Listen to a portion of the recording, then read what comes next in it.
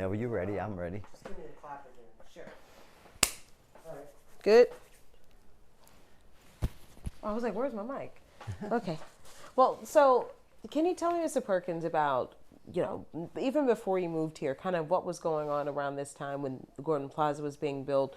Where were you living, and kind of what was happening in your life at that time? Absolutely. I was a resident at 3141 Desire Parkway in the Desire Project. And I was a senior, or about to be a senior in high school at George Washington Carver off Higgins Boulevard in the Ninth Ward. Okay. At that time. So this is at the time when they were building? When they started the construction of this subdivision. It was 1978. I was a senior in high school, 1978, 79. What was the conversation? Were people talking about it? No, I didn't hear much conversation at all. The way I found out about, I arrived here was I have a sister. Her name is Kimberly. She is one of the original residents. She moved in here in 1981. But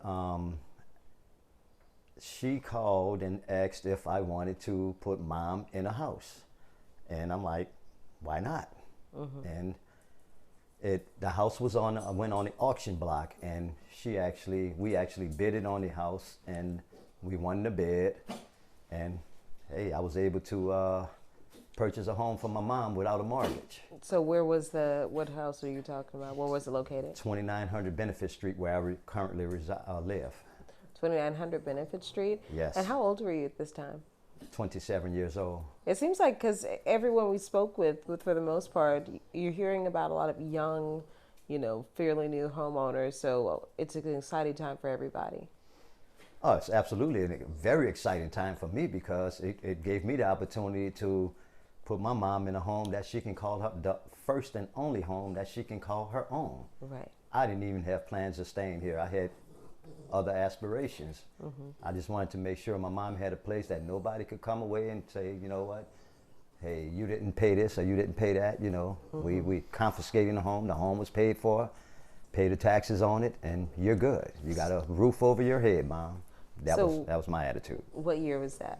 1988. As a matter of fact, to be exact, I purchased the home on my youngest brother's birthday, which was March 25th, 1988.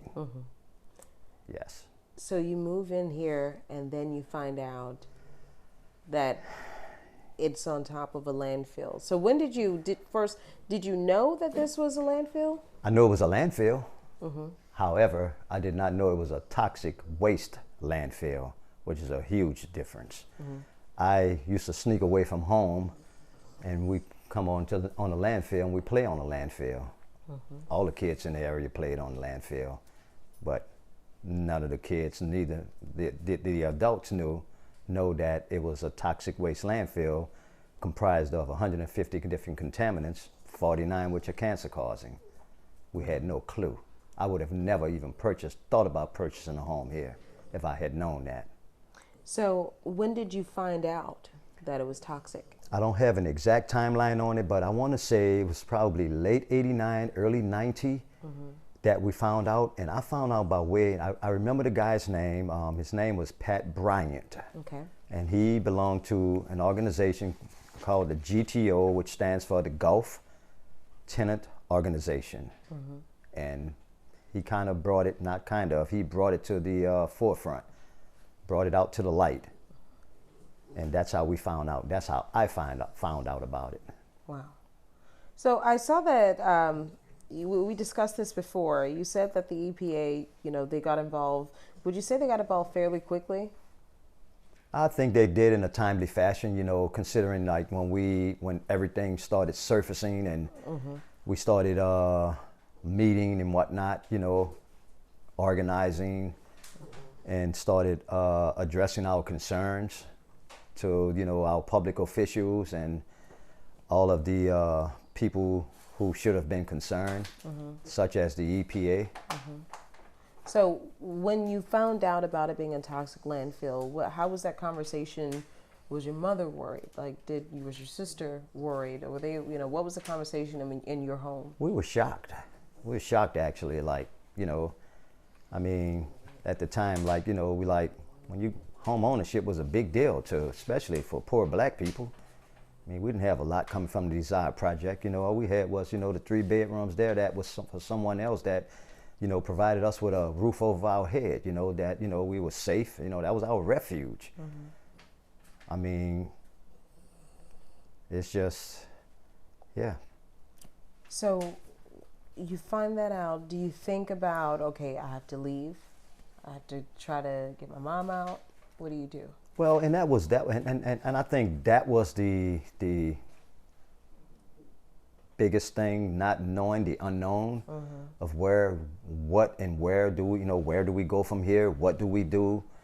How do we address this? How's the city gonna handle this situation?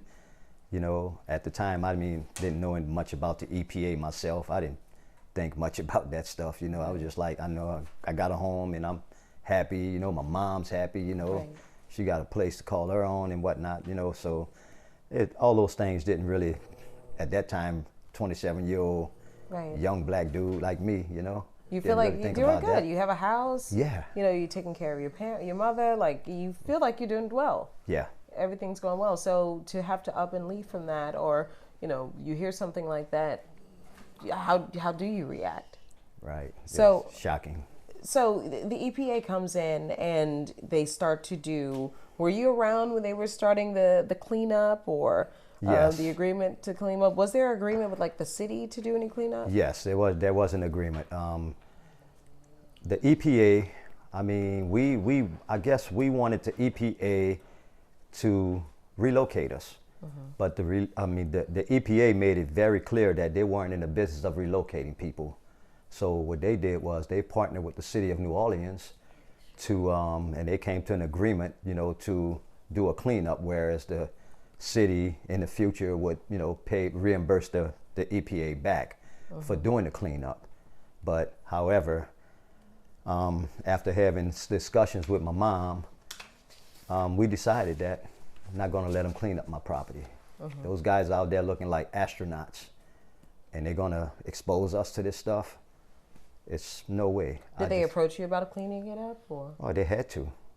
They had to. So what was the process? What would cleanup look like for you all? I'll tell you. One of the guys that was a veteran employee, he was a contractor actually. He didn't work for the EPA. He traveled all over the country actually doing this stuff. He actually, he kind of pulled me on the side. We sideboard. And he said, "Man, don't discuss this with anybody else what I'm about to talk to you about."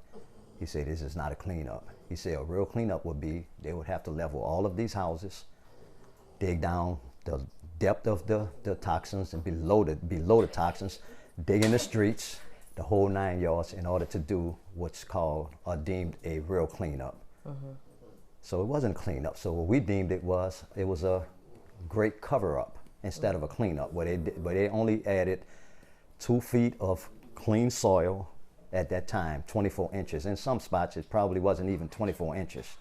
Because fortunately, unfortunately, or whatever, I had the opportunity to do a little excavations in the neighborhood, and I'm saying like, wow, I only dug like 8 inches, and I'm hitting the bad stuff. Right.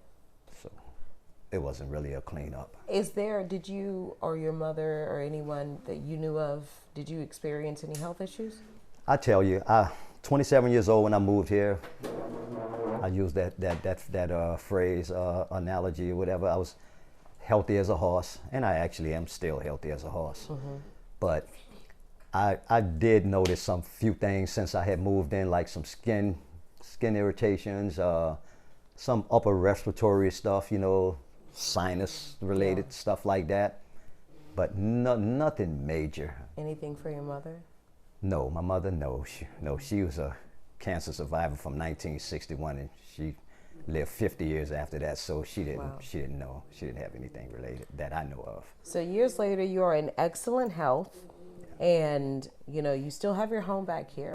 So I guess the question some people would ask, why fight? We usually see you kind of at the forefront on the mic, and really kind of sharing your voice and sharing and speaking up for the residents of Gordon Plaza. Why do you feel like first of all, before I even ask why, how did you get involved in this fight? Okay, originally when this thing first started, I was a part of probably 90-something% of all of the meetings up until the judgment was given. And then everything kind of died down. There was no reason to what was the reason to fight for anymore? The Judge Nadine Ramsey ruled in our favor, and we just need to sit around and wait for the city to do its due diligence and pay the money. But it was never going to happen because the city's hiding behind state constitution, and we were never going to get paid. So we were just chasing a pipe dream. So nobody fought. But when they did decide to pick back up this fight, I'm like, as a black man, and I'm gonna say, as a black man, everything that I've achieved and attained in my life, I had to fight for it. You get tired at some point in time, you get beat down. And I'm like, I'm not sure if I want to do this. I didn't quit. I moved on to something else. I had to start moving on to another strategy. Like, what do I do now? Do I walk away from this house? No, I'm not going to walk away from my house. No, I can't afford to walk away from my house. I'm not going to even give the victory to the city by doing so. So I'm like, you know what? I'm here. Why not? Why not join it was the ladies, actually. It was 3 ladies, Miss Shannon Rainey, Miss LaDwina Hurst, and Miss Marilyn Amore. And they told me, they said, we need a strong black leader like yourself, a black man, to be a part of this fight. And I joined in, and I don't regret it. I am glad that I did. And I think more and more, when I think about it, there are 3 of them that are actually in remission from cancer. They're strong. And I'm like, yes, Miss LaDwina Hurst. Okay, yeah, I remember. Miss Marilyn Amore and Miss Jacqueline Bates. Okay? I'm like, if they can do this, then why can't I stand behind them and support them in every step of the way? And Shannon's had her issues also. Okay? I'm like, I'm healthy.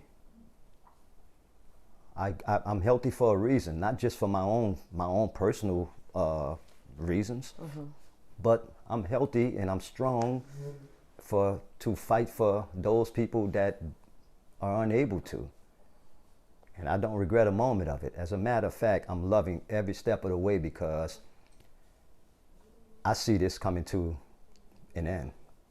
I know it's going to come to an end, and I'm glad to be a part of it. Not to say that I did this, not even for the money. I don't need the money. I don't need the money. And it's not because I have a lot of money. Because black people have been disenfranchised. We've been discriminated against, not only by white people, by other black people. 4 black mayors. And they all dropped the ball on us. They all failed us. And people put these people high on a pedestal. They put them way up here. I don't put them there because, you know why? Because at least 3 of them, at least one of their terms, I had something to do with them being put in office. And when I saw that they did nothing to help us to advance our struggle and our fight toward getting off this landfill, everybody treated as if we just some people crying wolf. We're not people crying wolf. So many people have died from this, and I'm finding out more people that's even coming out to our rallies that either live here or have lived here. They have cancer. This is no coincidence. I live within a 1 block stretch of where I'm at. About 7 people have had cancer or died from cancer. According to the tumor registry, and I have to say this to back up my claims, what I'm saying. This neighborhood has the 2nd highest rate of cancer in the entire state of Louisiana. And I see why they say it, because I'm finding out more and more people that I didn't know have cancer that I wasn't even aware of. We aren't even aware of. So I take this very serious because first and foremost, I value health more than I value anything else in this world. Without my health, money is no good. What good is money going to do me? But I do know one thing. It's going to take money to make this right. In order to get people off of this toxic waste landfill and allow them to move to the homes of their choices, our choices, our choice, should I say, that are clean and healthy and safer. If this is not a public health issue, we talk about public health and quality of life, then what is? Mayor, you speak about it all the time. When we sat down at the table with the mayor, I sat as probably closer than I am to you, to the mayor. And the first thing she uttered was, I don't lie, I don't steal, and I don't cheat.